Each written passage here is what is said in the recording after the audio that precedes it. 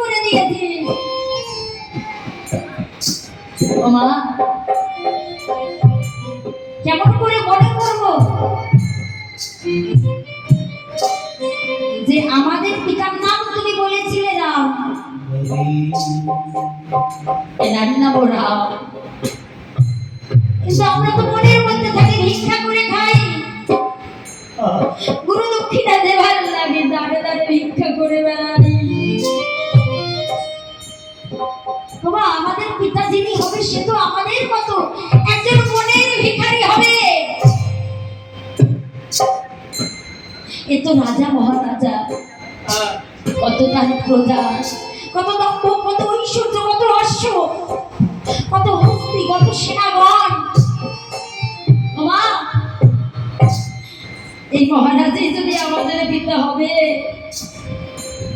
তাহলে বলো না কেন আজ আমাদেরকে নিতে আসেনি? কেন আমরা ভিক্ষা করে খাই?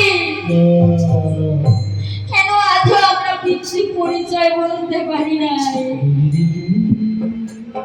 কি অপরাধ করেছি? সীতা দেবী বলছে, আমার ভাগ্য দোষে তোদেরকে নিয়ে আছি আমি বড় বাসে, আমাকে তোরা আর প্রশ্ন করিস না।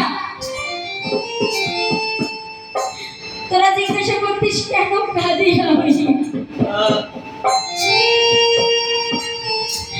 এই মানুষটার অপেক্ষায় কাঁদছি আমি এতদিন। সেই মানুষটিকে তোরা এমন করে বধ করলি। না না না না, আমি আর বেঁচে থাকতে পারবো না। লবকুশি বলছে, মাগো, আমরা যখন তিনজনে হারিয়েছি আমাদের সেই আশার জন্যে, আমাদের সেই পিতাকে, চলো আমরা এই তিনজনে জ্বলন্ত অগ্নিতে ঝাঁপ দিয়ে শেষ ঘরে দেহ ত্যাগ করি।